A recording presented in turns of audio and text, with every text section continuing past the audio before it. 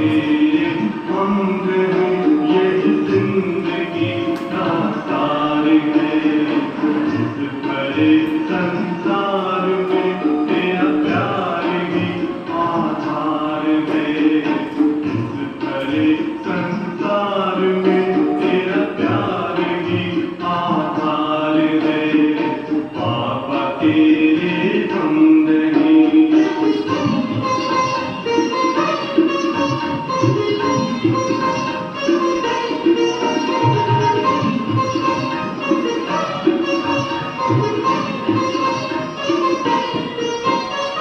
प्राणों में बस तू है बाबा और न दूजा कोई। प्राणों में बस तू है बाबा और न दूजा कोई। स्वर्ग तुमने दे दिया है, काम में ढूंढा वही। स्वर्ग तुमने दे दिया है, काम में ढूंढा वही। काम में ढूंढा वही। बाबा तू ही एक जिस पर बच्चों का अधिकार है। बाबा तू ही एक जिस पर बच्चों का अधिकार है। बाबा तेरे हम रहे।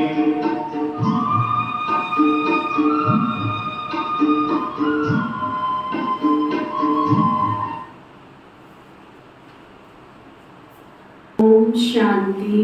ओम शांति। आज बाबा कहते मीठे बच्चे,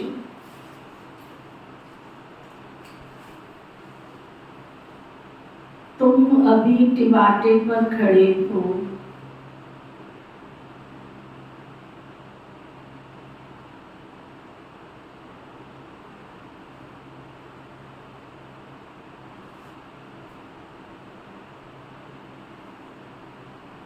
एक तरफ है दुख धाम,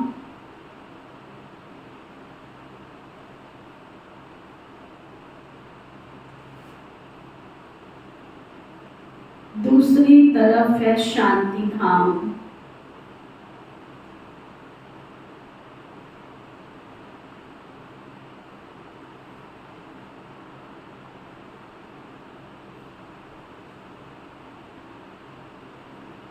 तीसरी तरफ है सुख धाम।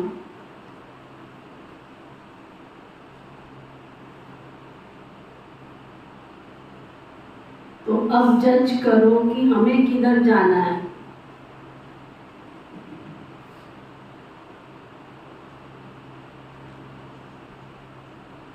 अपने आप से पूछो किधर जाना है।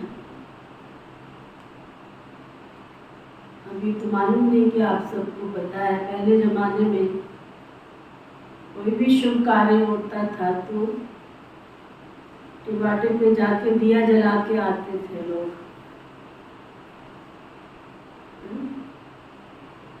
तीन जहाँ रास्ते मिलते हैं वहाँ दिया जलाते थे। अब तो मालूम नहीं है जलाते हैं कि अब क्यों जलाते थे ये मालूम नहीं है लोगों को। तीन रास्ते के बिल्कुल बीच में जलाते थे, जहाँ से तीन रास्ते क्रॉस कर रहे। बाबा भी आज क्या कह रहे हैं, तुम कहाँ खड़े हो?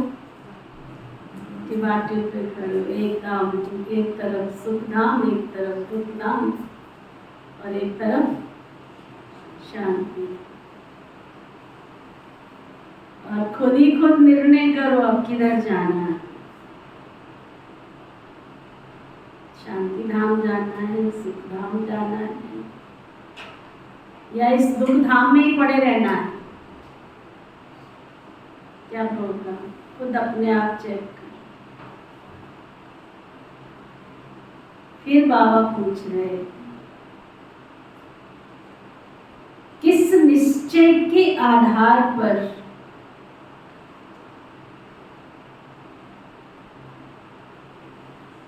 तुम बच्चे सदा हर्षित रह सकते?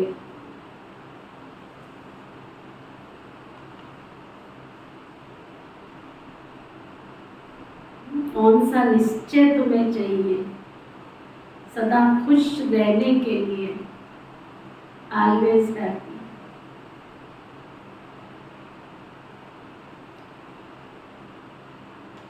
पहले जमाने में लोग किसी को आशीर्वाद देते थे, सदा सुखी भव, सामने वाला सुख का अनुभव करता था। संपत्तिवान भव, तो वो धन की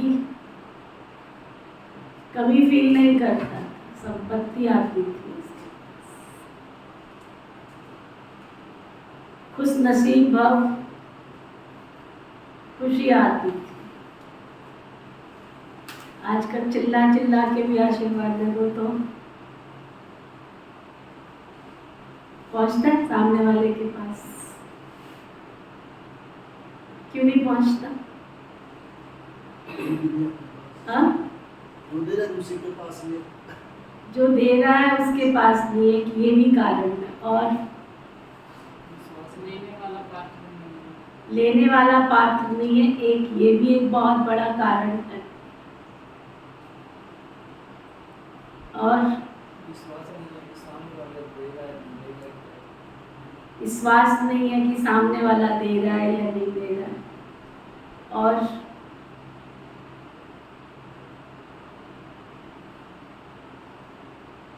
देने की भावना नहीं होती, लेकिन मुख से देते हैं। देने की भावना नहीं है लेकिन मुख से दे, सबसे बड़ा कारण।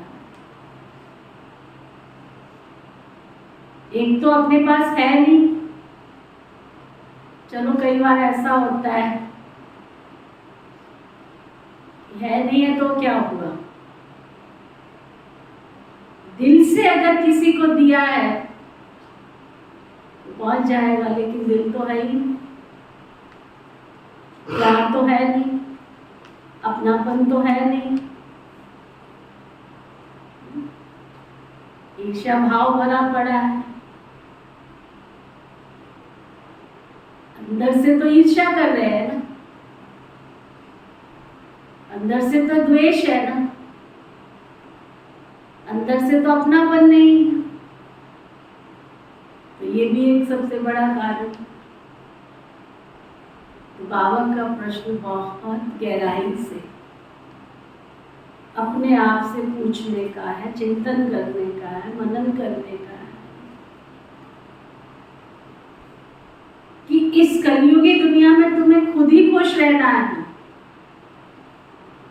तुम्हें कोई खुशी देने नहीं आए, तुम्हें कोई शांति देने नहीं आएगा, तुम्हें खुद रहना है, खुद। क्योंकि तुम बाबा के बच्चे बने हो तो तुम्हें कौन सा निश्चय चाहिए वो चेक करो। बाबा कहते पहले पहले अपने आप से पूछो,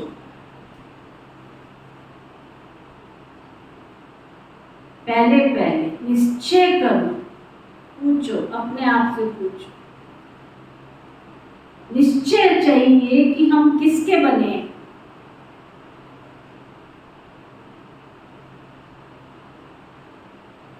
जिसको हमने अपना बनाया है वो कौन है, किसके बने हैं हम। बाप का बनने में कोई वेद शास्त्र आदि पुस्तकें पढ़ने की दरकार नहीं।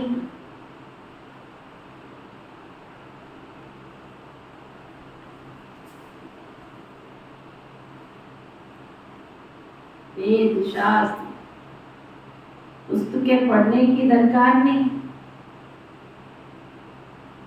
दूसरा निश्चय चाहिए कि हमारा कुल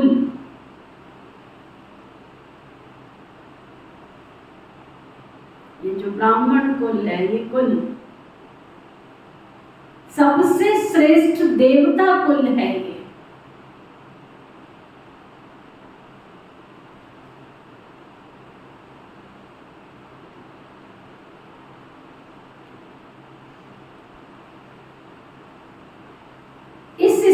स्मृति से सारा चक्र याद आ जाएगा।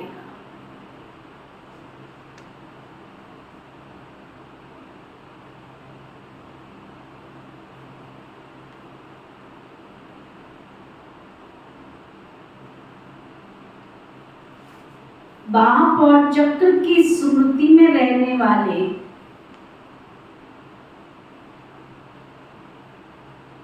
बाबा की और सृष्टि चक्र की स्मृति में रहने वाले ही सदा हर्षित रहेंगे। गीत है, किसी ने अपना बना के मुझको मुस्कुराना सिखाया। ओम शांति। तुम बच्चों को तो पहले पहले खुशी होती है कि हम किसके बने। ऐसे नहीं कहेंगे हम गुरु के बने। बनना होता है बाप का। सबसे पहले श्री बाबा हमारा कौन है? पिता है वो हमारा, माता पिता है वो हमारे। शरीर छोड़ करके भी तो फिर बाप का ही बनना होता है ना। आत्मा शरीर छोड़ती है, जन्म लेता है, तो भी तो उसको नए माँ बाप ही तो मिलते हैं, पहले गुरु थोड़ा ही मिलता है। यहाँ भी तुम आए हो तो पहले ये पक्का करो कि हम किसके दर पे आए। जब तक शिव बाबा के बच्चे नहीं बनोगे तब तक उसका वर्षा नहीं मिल सकता।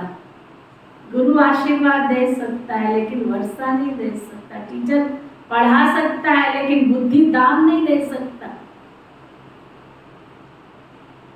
लेकिन माँ बाप के पास इतने आशीर्वाद होते हैं कि वो तुम्हें सब कुछ दे सकते हैं।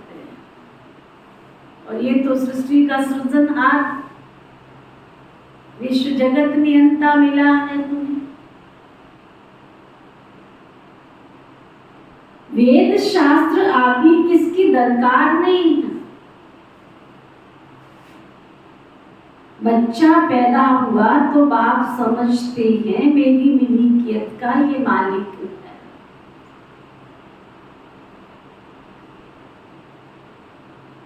एक सेकंड का खेल है।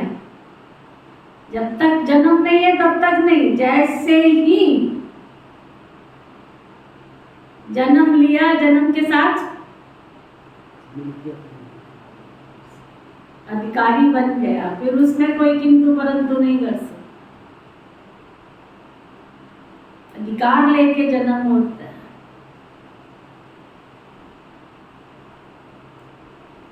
सारी बात तो संबंध की है ना।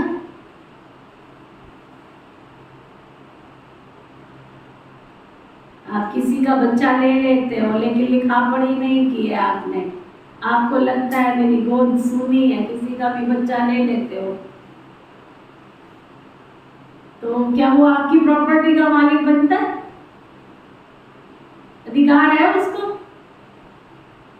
जब तक आपने लिखा पढ़ी नहीं की है कि आपने इसको अडॉप्ट किया है, कागजी कार्रवाई नहीं की है, ना बच्चा अधिकार रख सकता है ना माता पिता अधिकार दे सकते। तो दूसरा भी आके कहेगा इसमें तो मेरा अधिकार है, ये कहां से आ गया। यहां भी पहले अपने आप से पूछो, अकाउंट में नाम आया है आपका, रजिस्टर में नाम आया है बाबा के घर में?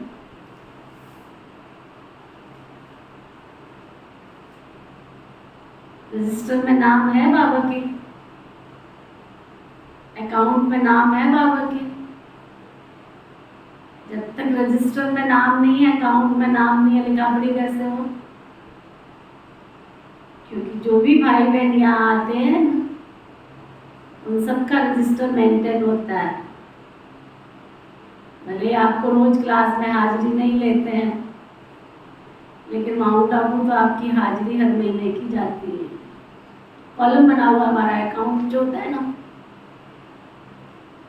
कितने आए रेगुलर, कितने संबंध संपर्क में, कितने गुरुवार इतवार वाले, कितने, सब लिखा पड़ी होती है। कितनों का अकाउंट, सबका नाम जाता है, कितनों ने अकाउंट खोल रखा है, सबके नाम।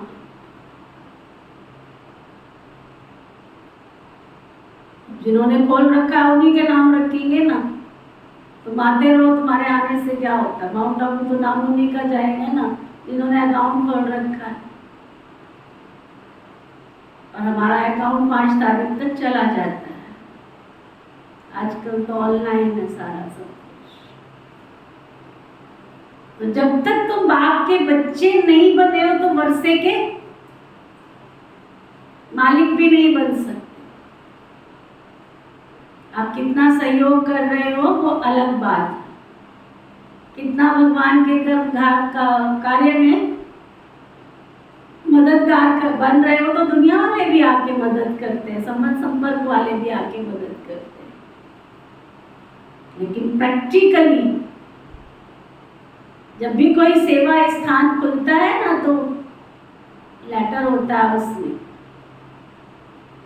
कम से कम एक सेवा केंद्र पर खोलने के लिए 25 हस्ताक्षर चाहिए होते, 25 स्टूडेंट के साइन चाहिए होते। ऐसा नियम बनाया गया। 25 के जिसके साइन है तो उसमें एक लिखत होती है। क्या समझते हो कि आप अपने सेवा केंद्रों को पूरा तरह से चला लोगे? तन मन धन सब कुछ लगाओगे? जिस सेवा स्थान को आप खोल रहे हो, ये सेवा स्थान की जिम्मेवारी बाबा की तो है, लेकिन आपकी जिम्मेवारी है। तो वो नाम हमेशा के लिए उसमें रजिस्टर में चले जाते, फीड हो जाते। अब उसमें से कई जन्मते हैं, कई मरते हैं, कई ज्ञान छोड़ के चले जाते हैं। तो वो रजिस्टर मेंटेन करना पड़ता है, उसमें से फिर निकालना पड़ता है 4। इसलिए साल में, तो अब उन्होंने साल तो क्या, उन्होंने महीने का कर दिया, अकाउंट के साथ ही कर दिया हाजिरी पर। तो बाबा को फिर कहना पड़ता है, बच्चे गुरु का संबंध बाद में, पहला संबंध क्या है कि वो हमारा पिता है, वो हमारा बाप है, वो हमारी माँ है, उसके बच्चे बच्चे बनेंगे तो बाप के वर्षे के अधिकारी बनेंगे। बाबा क्या कह रहे थे? तुम कहते हो हम आपके हैं और कोई संबंध नहीं है। दूसरे संबंध तो बाद की बात है, चाचे काके मामे भाई भतीजा, ये सब क्या है? ये तो बाद में है ना। पहले तो माँ बाप का बच्चा बनता है ना, बच्चा पैदा होता है तो उसके बाद उसको चाचा भी मिलता है, उसको काका भी मिलता है, तो उसको मामा भी मिलता है। लेकिन सबसे पहले माँ मिलती है ना, उसको पिता मिलता है ना। बाप के बच्चे बने हो, ये कहते हैं मैं कोई गुरु गोसाई नहीं। बोर्ड पर भी ब्रह्मा कुमार कुमारियों का नाम लिखा हुआ, तो जरूर बाप भी होगा ना। लिखते हो हम ब्रह्मा कुमार कुमारियां हैं, तो ये तुम्हारा संबंध हुआ ना। माँ बाप का संबंध चाहिए पहले। जब तक तुमने बाबा के साथ माता पिता वाला संबंध नहीं जोड़ा, तब तक वर्षे के अधिकारी, तब तक वर्षे के अधिकारी नहीं बन सकते हो। गाते भी है ना, तुम मात पिता हम बालक तेरे, तेरी कृपा से सुख घने।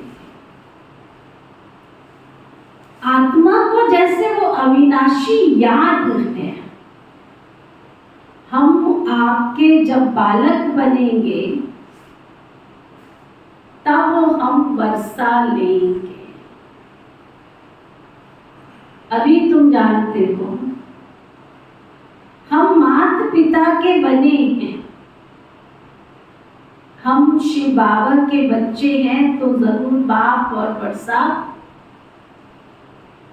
याद आता है ना।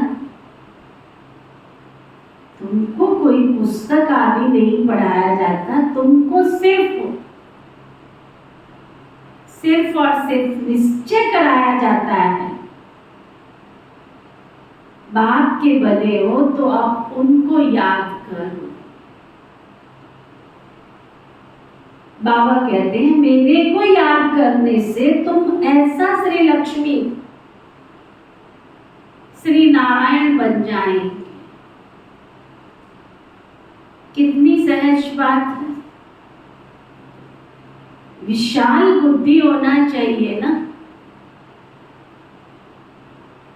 और कुछ नहीं समझते हो तो सिर्फ अपने कुल की बात ही बतलाते कि कैसे हम 84 के चक्र में आते। बाकी वेद शास्त्र आदि पढ़ने से भी तुमको छुड़ाते हैं। बाबा को ही याद करते रहना है। ये भी बुद्धि में है कि सृष्टि चक्र कैसे फिरता है। उसके आदि मध्य अंत को जानने से ही तुम ऊंचे ते ऊंच बनते हो, स्वर्ग के मालिक बनते हो। क्या कारण? फिर भूल जाते हो। तुमको सदैव के लिए मैं हर्षित मुख बनाता हूं। कितनी सहज बात है। ऊंचे ते ऊंच बाप के बच्चे बनते हो, तुमको स्वर्ग का मालिक बनाता हूं। और फिर कितनी सहज बात है, फिर भी भूल जाते हैं। कारण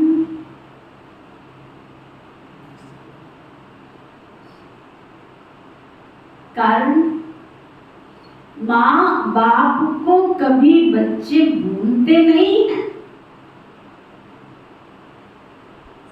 सुना? ऐसा अटूट और गहरा रिश्ता। कल किसी ने एक क्लिप भेजा, 35 साल के बाद, कल परसों में सुनाया भी था क्लास, बच्चा अपनी माँ से मिला 35 साल के। सोचो, विचार करो, 35 साल के। वो अपना इंटरव्यू सुना रहा था, दे रहा था कि मैं रोज सोचता था मेरी माँ कहाँ होगी जिसने मुझे जन्म दिया। उसके दादा दादी ने उसको पाला, माँ बाप की परवरिश दी, सब कुछ किया। कहता मैं तो यही सोचता था यही मेरी माँ, यही मेरे पिता। लेकिन बड़ा हुआ तो मुझे पता चला कि ये तो मेरे दादा दादी हैं। तो मैंने ढूंढना शुरू किया, मेरी माँ कौन है, मेरा पिता कौन है। खुशकिस्मत था, भाग्यशाली था, तो किसी गलत संग में नहीं गया, सेवा में चला गया। गुरुद्वारे में कीर्तन करते हैं ना, कीर्तन किया करता था। हेमा सज्जन कैसे कोई नाम था उसका। पूरी फैमिली बहुत वेल सेटल्ड, अच्छी, रॉयल, नान के भी दाद के भी सब रॉयल। लेकिन उसके अंदर एक सेवा भाव जो पैदा किया या पूर्व के संस्कार थे, तो गुरुद्वारे में वो सेवा करते। अभी इन दिनों बाढ़ आई, तो बाढ़ के समय जब पानी देने के लिए गए, भोजन देने के लिए गए घर घर, तो उसकी बुआ बोल पड़ी। इतने सालों में कभी उसने बोला नहीं। बोला इस गली के बाद दूसरी गली है ना, उस मोहल्ले में तुम्हारी माँ रहती है, उसको भी पानी दे आओ।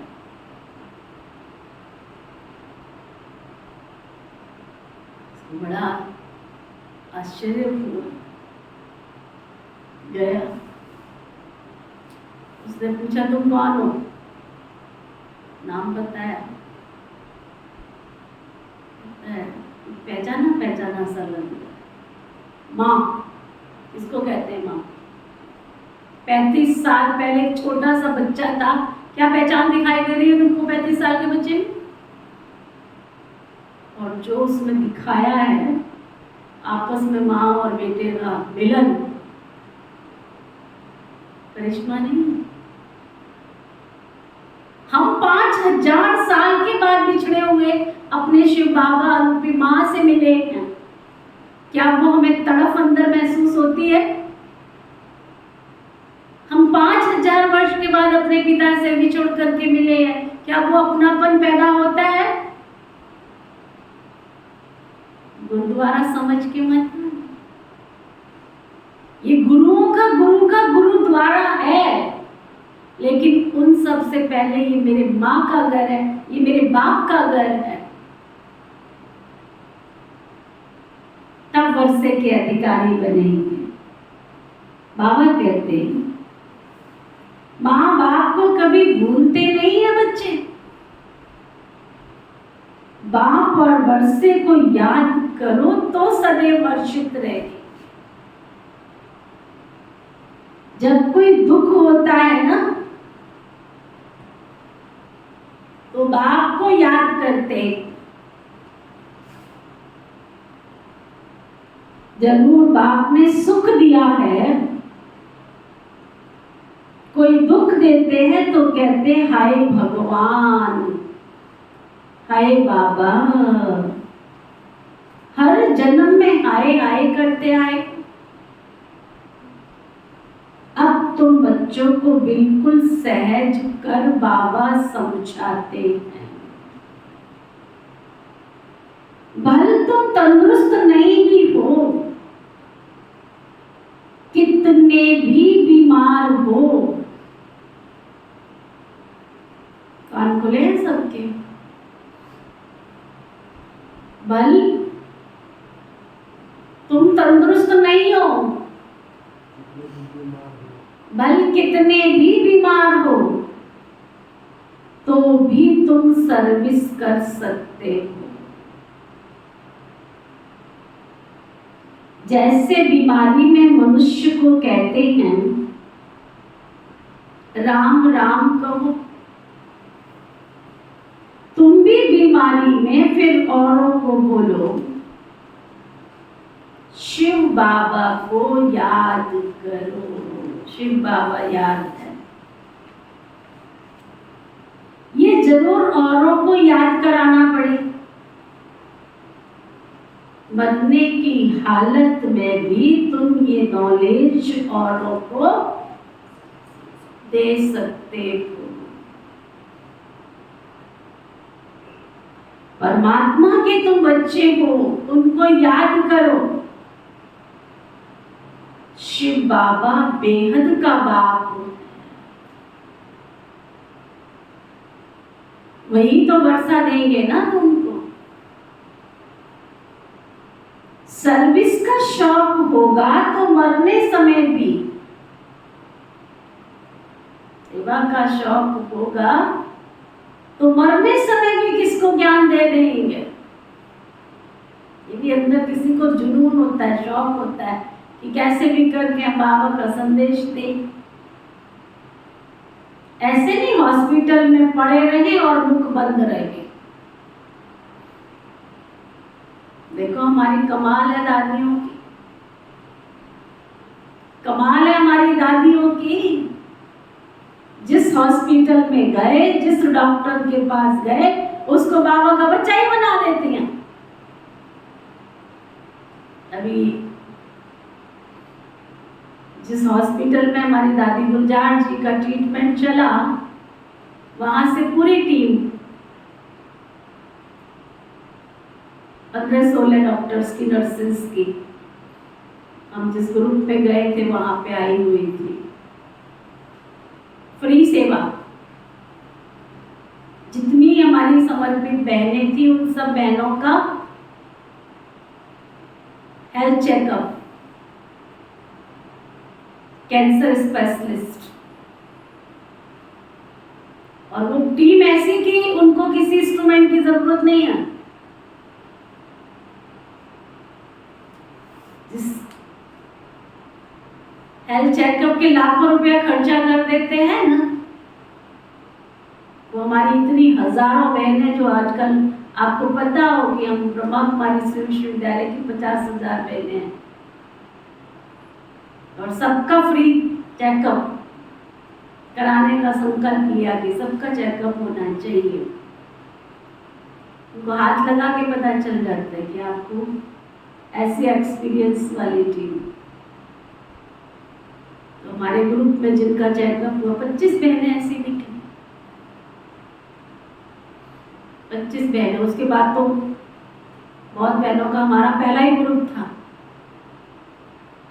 उसके बाद तो 5 ग्रुप आए, सबका चला, सबका। कितनी होगी अभी मुझे लेटेस्ट रिपोर्ट नहीं पता, लेकिन मेरे ग्रुप में जिसमें हमने चेकअप कराया 25 बहनें, और कईयों का तो लास्ट स्टेज। बताइए अंदर क्या होगा, सेवा कर रही है, हेल्थ वेल्थ सब ठीक है, चल रही है, खा रही है, पी रही है, सब कुछ कर रही है ना कमाल बाबू। और लास्ट स्टेज पर पहुंच, क्योंकि थोड़ा सिर दर्द हुआ, खा लो पैरासीटामोल, थोड़ा पेट दर्द हुआ, खा लो डाइजिन, टांगों में दर्द हुआ, लगा लो पावर का इंजेक्शन, चला रही है गड्डी, एसिड हो गया होगा, चलो खा लो। ये भी बैठी है, रोज खा लेती है, बस खा लेती है, कभी कुछ खा लेती है, क्या पता क्या हो रहा है शरीर के अंदर। सेवा करनी है, शरीर को चलाना है। लक्ष्य है कि मेरे को बाबा की सेवा करनी है, सेवा जहां जाए उनकी भी सेवा हो जाए। बात चली। देखो हमारी कमाल है दादियों की। गुलजार दादी अगर हॉस्पिटल में रही तो केवल वहां ट्रीटमेंट नहीं कराती रही, पूरे बॉम्बे के नामी ग्रामी, अहमदाबाद के नामी ग्रामी डॉक्टर्स को बाबा का बच्चा बना दिया, जिनकी लाखों लाखों रुपयों की फीस, लाखों रुपयों की फीस।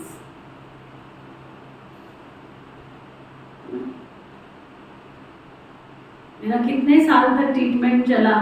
मुझे कोई कहता आपको अस्थमा हो गया, कोई कहता ये हो गया, फालतू की दवाइयां खिलाए जा रहे थे।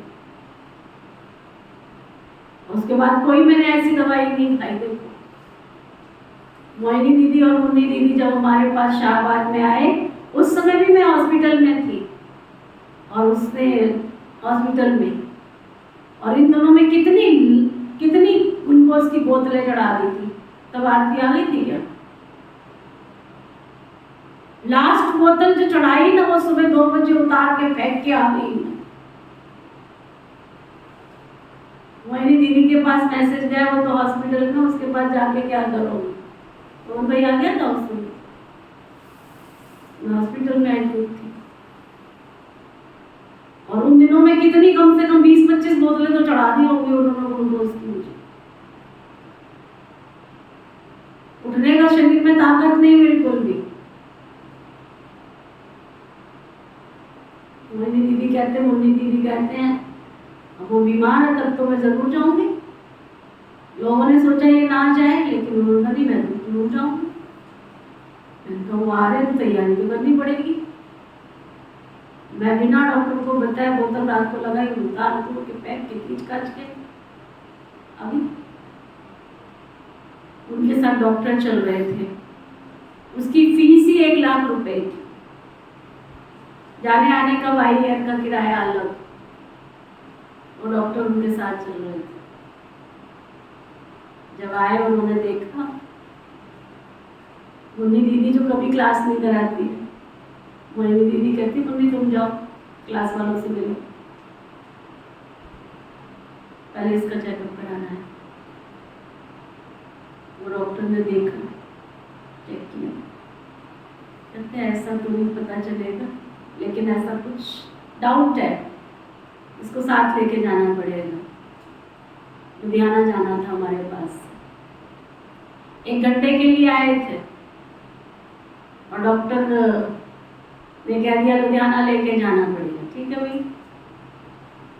कृष्णा बहन जी कहते नहीं हम दिखा लेंगे, यहाँ पे चेक करा, कहते नहीं आप जो कराना कराते रहना, अभी तो हम साथ लेके जाएंगे। रुकना 1 घंटे था, उनकी गाड़ी के आगे पता नहीं कौन ट्रॉली खड़ी करके चला गया, वो बंदा ही ना मिले। 3-4 घंटे वो हमारे पास में रुके, फिर लुधियाना गए, चेक कराया, उनका ट्रीटमेंट चला।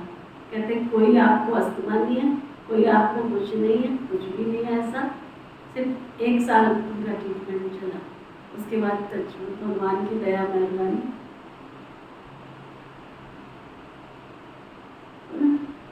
बाबा कहते सेवा ऐसी करो जो तुम अगर हॉस्पिटल जा भी रहे हो ना, तो जिनकी सेवा ले रहे हैं उनको भी ज्ञान का दान दे के आ जाओ, उनका भी कल्याण करके आ जाओ। अगर बाबा के बच्चे नहीं भी बन पाते हैं तो कोई बात नहीं, इतना तो पता हो ना तुम जाते कहां पर हो, तुम हो कौन।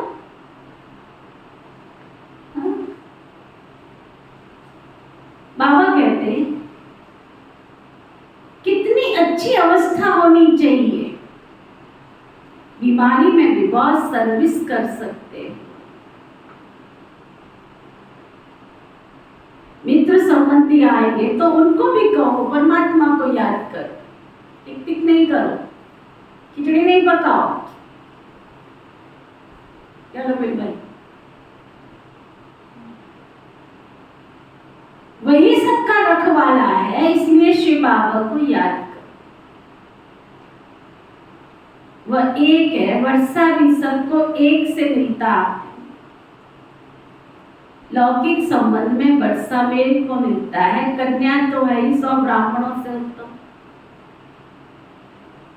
पवित्र को दान दिया जाता है, तुम कन्याएं सबसे पवित्र हो, इसलिए कहते हैं हम कन्या को दान देते हैं। वह बड़ा दान समझते हैं, वास्तव में वो कोई दान होता नहीं। दान तो अभी तुम करते हो, कहते हो हम अपनी कन्या शिव बाबा को देते हैं स्वर्ग की महारानी बनाने के लिए। परंतु कन्या भी तो ऐसी अच्छी पढ़ी लिखी अपने दैवी कुल की हो जो समझाने से झट समझ जाए। सर्विसेबल चाहिए, खाने पीने वाली, फैशन करने वाली, शौक पूरे करने वाली नहीं, जिसकी रग रग में बाबा की सेवा समाई हुई। छोटे बच्चों को तो नहीं संभालना है, कोई भी हो तो समझाना बड़ा सहज है कि शिव बाबा तुम्हारा बेअद का बाप है। चित्र सामने है, देखो ये ऐसा सदियों का वर्षा पा रहे हैं। इन लक्ष्मी नारायण को वर्षा कहां से मिला, कितनी सहज बात है। इसलिए बाबा बड़े बड़े चित्र बनवा रहे हैं। अभी ये नाटक पूरा होता, हमने 84 जन्मों का पाठ बजाया, अब वापस बाबा के पास जाते हैं, फिर नई दुनिया में आएंगे। हमारा बाबा नई दुनिया का रचयिता है, उसका हमको वो मालिक बनाते हैं। आपको भी तरीका बतलाते हैं कि बेगद बाप से सदा सुख का वर्षा तुमको कैसे मिलेगा। एक तो समझाओ, मैं आत्मा हूं, मैं आत्मा खाती हूं, मैं आत्मा चलती हूं। ये बड़ी अच्छी प्रैक्टिस चाहिए। देह अभिमान टूट जाए, देह अभिमानी को लौकिक संबंध याद आते रहेंगे, देही अभिमानी को पारलौकिक याद रहेगा। उठते बैठते चलते ये बुद्धि में रखना है, मैं आत्मा हूं, बाप के श्रीमत पर चलना है। शिव बाबा मत दे रहे हैं, अपने को आत्मा समझ बेहद के बाप को याद करते रहो। मेहनत करनी है अपने ऊपर, स्वर्ग के भांति तो बनेंगे ना, परंतु थोड़े में खुश नहीं हो जाओ। भल स्वर्ग में तो जाएंगे, परंतु पक्के मातेले बनो। मातेला उनको कहा जाता है जो बाप दादा को याद करते। ये बाप है अविनाशी, स्वर्ग का वर्षा देने वाला। ये भी कुल है, वो भी कुल है, उनसे तो दुख ही मिलता है ना। बाकी अल्पकाल क्षण भंगुर सुख का वर्षा मिलता है। अब बुद्धि से जज करना है हम किस तरफ जा रहे हैं और किस तरफ जाएं, लौकिक तरफ या पारलौकिक की तरफ। बुद्धि कहती है पारलौकिक बाप के बनकर हम क्यों नहीं स्वर्ग की तरफ जाएं। लौकिक संबंध से जीते जी मरना है, पारलौकिक बाप का बनने से स्वर्ग का मालिक बनेंगे। यहां तो नर्क के मालिक बनते। अब आत्मा कहती है बुद्धि को कहां जोड़े, अपने शांति धाम सुख धाम में जाएं या यहां जाएं। वास्तव में यहां जाएं, ये उठना ही नहीं चाहिए। यहां तो जन्म जन्मांतर के। अब हमको पारलौकिक बाप को कभी नहीं छोड़ना है। अब हम पारलौकिक बाप को कभी भी नहीं छोड़ेंगे। यहां तुम बच्चे सम्मुख बैठे हो ना, तुम्हारा लौकिक कोई संबंध नहीं है। बुद्धि कहती है हम तो बाबा के साथ मुक्ति धाम शांति धाम में जाएं। सवेरे सवेरे उठ ऐसे ऐसे विचार सागर मंथन करना चाहिए। बैठने में बड़ा मजा आए।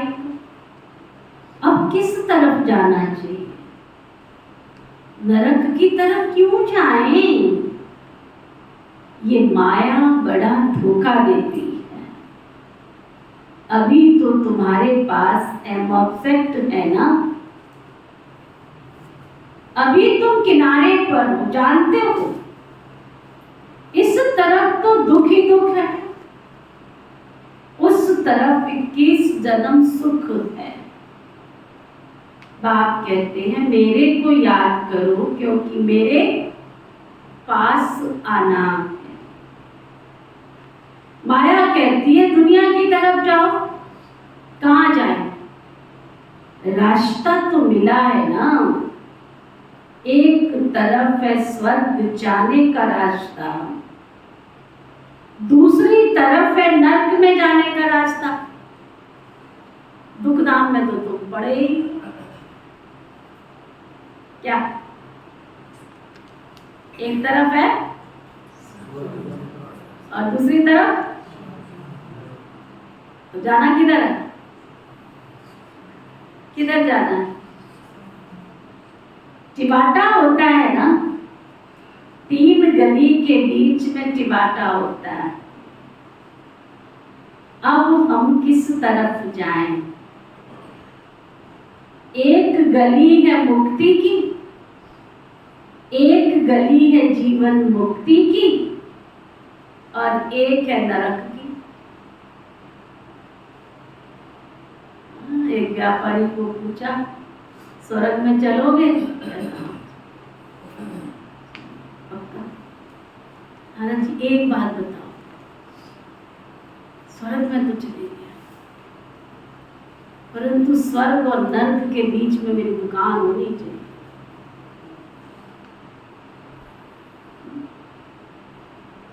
स्वर्ग के व्यापारी भी चाहिए तो नरक के भी चाहिए। वो कहता नहीं, संभव नहीं है। कहता फिर नहीं जाना, फिर नहीं जाना। नारद जी नाली के कीड़े के पार हुए, स्वर्ग की एक सीट खाली, जाना। परंतु नारद जी एक बात बताओ, नाली का कीड़ा, नाली होगी वहां पे? वो कहता है ऐसी नालियां स्वर्ग में नहीं होती। कहता मैं नाली का कीड़ा, मुझे तो नाली में रहने की आदत है, मैं कहाँ स्वर्ग में जा सकती। कहते अच्छा किसके पास जाए? स्वर्ग की एक सीट खाली। एक बुढ़िया के पास गए, ऊपर से देखा, रोती थी, हे भगवान मुझे उठा ले, हे भगवान मैं संसार में बहुत दुखी हो गई, उठा ले मुझे, हे भगवान तेरे पास मेरी पुकार नहीं पहुंचती है, कब आएगा तू, कब सुनेगा मेरी पुकार? महाराज जी कहते कहते माता तेरी पुकार सुन के मैं आया हूँ, स्वर्ग में एक सीट खाली है। कहती है नारद जी यहाँ से जाने का क्या लोगे? पड़ गई उसके पीछे डंडा लेके। अभी तो मैंने अपने पोते के पर पोते का 7 पीढ़ियों में, अपने क्या बोलते 7 पीढ़ी वाले को, पोते के पर पोतों को खिलाना है गोद में, चले जाओ यहाँ से। तो मैं ऐसे ही बोलती रहती। नारद जी बड़े हैरान, कैसी ये कलयुग की दुनिया है, ये गली कौन सी है नरक की? तो बाबा आज पक्का करा रहे, 3 गलियां, एक नरक की, एक स्वर्ग की और एक शांति धाम की। कहाँ जाना है चेक करो, एक मुक्ति की गली, एक जीवन मुक्ति की, एक नरक की। 3 नदियों का संगम है ना, 3 वाटिकाएं हैं, एक वाटिका में हम हैं।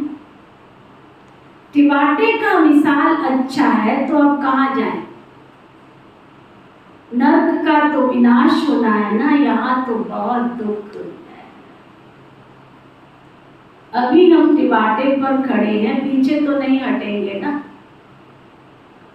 गली दुख की गली से निकाल बाबा ने टिबाटे पर खड़ा किया है। दुख धाम की गली से तो तुम जन्म जन्मांतर पास करते आए हो। अब बुद्धि कहती है मुक्ति, जीवन मुक्ति की तरफ जाएं। मुक्ति धाम में तो सदैव के लिए बैठना नहीं है। ऐसे नहीं हम पहाड़ से छूट जाएं, आए ही नहीं, पहाड़ से छूटना नहीं हो सकता। ड्रामा अनुसार आएंगे तो जरूर, तो फिर मच्छरों सदृश मरेंगे। इतना दुख देखा है ना, तो फिर सुख भी देखना चाहिए। ड्रामा में बाबा ने वजन ठीक रखा है। जिनका पार्टी थोड़ा है, आए 1-2 जन्म के लिए हैं, ये गए। अभी तुम टिबाटे पर खड़े हो। वह शांति धाम, वो सुख धाम। अगर शांति धाम जाना चाहते हो तो शांति धाम को याद करते रहो। मुक्ति को याद नहीं करना पड़े, पिछाड़ी वालों को मुक्ति मुक्ति धाम में जास्ती रहने के कारण मुक्ति धाम ही जास्ती याद करना पड़ेगा। तुमको जीवन मुक्ति धाम याद पड़ता है, स्वर्ग में हम जल्दी जाएं। वो चाहते हैं हम मुक्ति में रहें। अच्छा, बाबा को याद करते रहो तो इसमें तुम्हारा ही कल्याण है। निर्वाण धाम में रहना चाहते हो, शांति धाम नहीं आना चाहते, तो इससे समझ जाएंगे इनका पार्ट ही नहीं दिखता। तुम तो सुख धाम जाने वाले टिबाटे पर खड़े हो, पुरुषार्थ करते हो। मनुष्यों को तुम्हारा सच्चा योग पसंद आएगा। अच्छा, फिर बाबा को याद करते रहो। चक्र को भी याद करने की दरकार नहीं है। ये ज्ञान सब धर्म वालों के लिए है। समझते हैं ड्रामा अनुसार जिन्होंने जितना लिया है वही आकर अपना पद लेंगे। मुक्ति धाम जाना चाहते हैं तो बाबा को याद करो। अगर चाहो हम सदैव सुखी रहें तो सतयुग में शांति भी है, सुख भी है। जो जिस तरफ का होगा ना उनको वह वर्षा लेना है। सर्व का मुक्ति जीवन मुक्ति दाता तो बाप है ना। एक दो जन्म लेने होंगे तो इसमें भी सुख भी देखेंगे, दुख भी देखेंगे। जैसे मच्छर आया और गया, वह कोई अमूल्य जीवन नहीं कहेंगे। तुम तो सदैव हर्षित रहने वाले हो ना। तुम लाइट हाउस खड़े हो, दोनों रास्ता दिखा सकते हो। चाहे मुक्ति धाम चलो, चाहे मुक्ति जीवन मुक्ति, दोनों को याद करो। इसमें शास्त्र आदि पढ़ने की कोई दरकार नहीं है। कुमारियों के लिए तो बहुत सहज है, क्योंकि सीढ़ी नहीं चढ़ी। छोटेपन में पढ़ना अच्छा होता है, क्योंकि बुद्धि अच्छी होती है, कोई की याद नहीं रहती। तुम सब कुमारियां हो, तुम्हें और कुछ करना नहीं है, सिर्फ पढ़ाई में लग जाओ, बस बेड़ा पार है। ये बातें बेहद का बाप बैठ समझाते हैं, जो फिर हमको स्वर्ग का मालिक बनाते हैं। चित्र भी है हमको ऐसा बनना है। बाबा कहते इस पढ़ाई से तुम सो देवता बनेंगे। अभी ये खेल पूरा होना है। मनुष्य तो घोर अंधियारे में पड़े हुए हैं। अब सोचने में हो, बाबा ने आकर नींद से जगाया है। ये बुद्धि को, आत्मा को जगाया जाता है ना। बाप आकर के जगाते हैं, जागो, सुख धाम के लिए पुरुषार्थ करो। जो तुम्हारे कुल के होंगे वो आते रहेंगे, वृद्धि को पाते जाएंगे। तुम्हारी प्रजा कितनी बनती है तुम हिसाब लगा सकते हो ना? लगा सकते हो कितनी प्रजा बनती है तुम्हारी? कितनी बनाई है तुमने? कितनी प्रजा है? कोई कितना सुनते, कोई थोड़ा सुनकर चले जाते हैं, थोड़ा ही कोई हिसाब निकाल सकते हैं। बड़ी माला, छोटी माला, साहूकार, प्रजा कैसे बनती है, कौन बनते हैं, ये सब बुद्धि में है ना। मुख्य सूर्यवंशी महाराजा महारानी कौन बनेंगे, फिर चंद्रवंशीय कौन बनेंगे, कितनी प्रजा बनना है, सब बातें तुमको यहाँ बतलाई जाती है। सारे झाड़ अथवा सभी धर्मों के चक्र के बीच से कैसे टाल टालियां निकल, पत्ते आदि निकलते, अभी भी निकलते रहते। वहां निराकारी दुनिया एकदम खाली हो जाएगी, फिर विनाश हो होना चाहिए।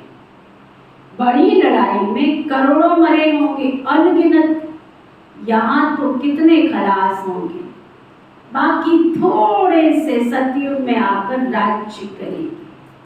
अभी तो कितने मनुष्य हैं, अन्न ही इतना नहीं है। तुम बच्चे जानते हो बाबा आते ही संगम युग पर हैं। बाबा समझाते हैं बच्चे, शरीर निर्वाह अर्थ कर्म तो करना ही है। हर बात में बाबा से राय पूछते जाओ, हर एक का हिसाब किताब अपना अपना है। श्रीमत अविनाशी सर्जन से लेते जाओ, सबको अपनी अपनी दवाई बताएंगे।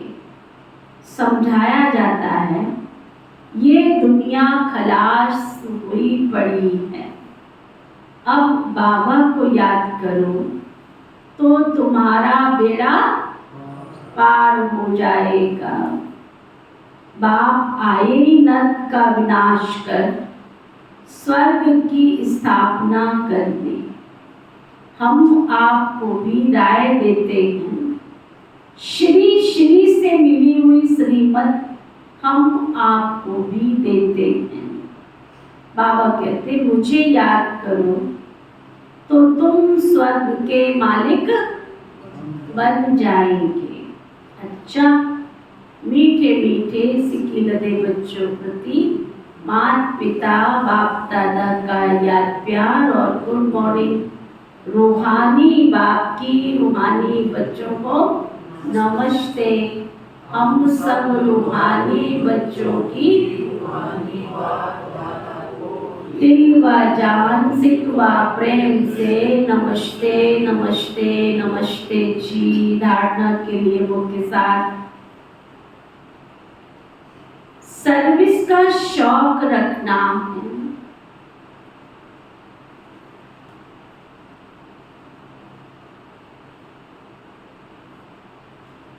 बीमारी में भी बाबा की याद में रहना है।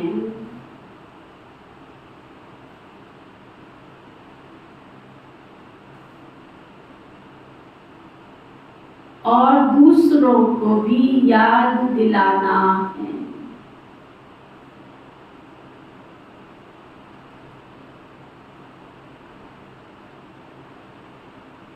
मुख से ज्ञान दान करते रहना है।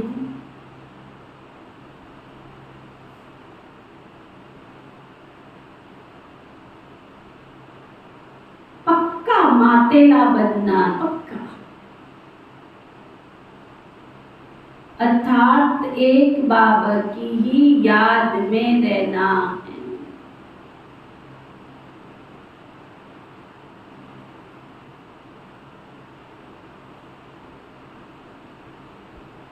सवेरे सवेरे उठ विचार सागर मंथन करना है।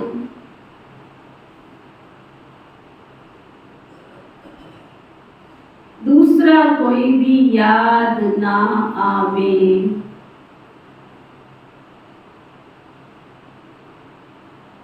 वरदान।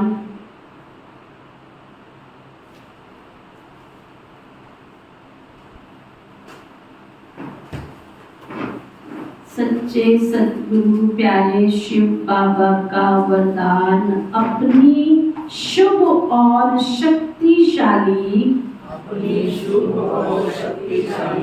भावनाओं द्वारा विश्व परिवर्तन करने वाले विश्व कल्याणकारी भव। अपनी शुभ और शक्तिशाली भावनाओं द्वारा विश्व परिवर्तन करने वाले विश्व कल्याणकारी भव।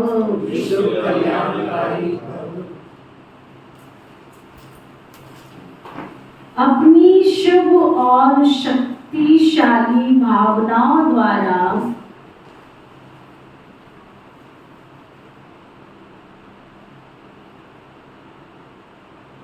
विश्व परिवर्तन करने वाले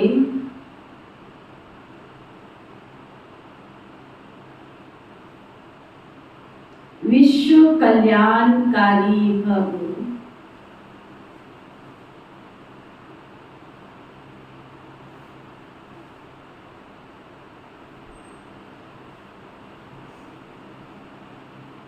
आप बच्चों के मन में सदा यही शुभ भावना है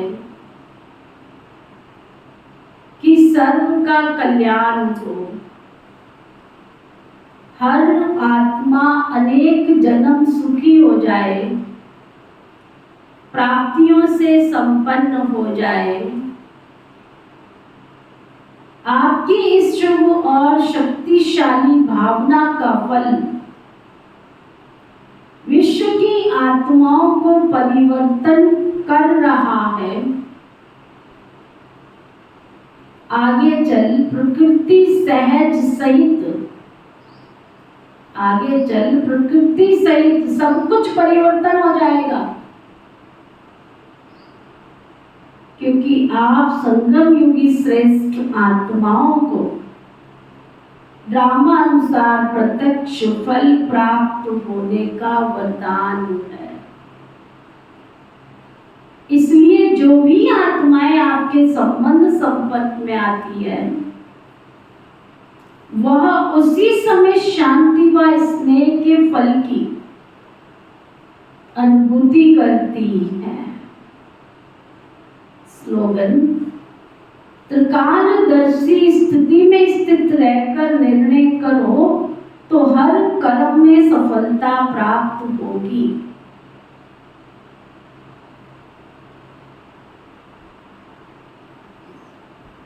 त्रिकालदर्शी स्थिति में स्थित रहकर निर्णय करो तो हर कर्म में सफलता प्राप्त होगी।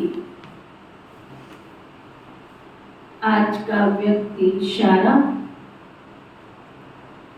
जैसे कोई भी कीटाणु को मारने के लिए डॉक्टर लोग बिजली की रेसिस देते हैं, ऐसे याद की शक्तिशाली किरणें एक सेकंड में अनेक विकर्म रूपी कीटाणुओं को भस्म कर देती है। विकर्म भस्म हो गए तो फिर अपने को हल्का और शक्तिशाली अनुभव करेंगे। कितनी अच्छी निशानी है। अगर आपकी आत्मा पापों से रिक्त होती जा रही है, पापों से मुक्त होती जा रही है, आपका विकर्म का अकाउंट खाली होता जा रहा है, तो आपकी निशानी क्या है? आप हल्के डबल लाइट हाउस सदा खुश रहने वाली आत्मा बन जाएंगे। ओके, ओम शांति शांति।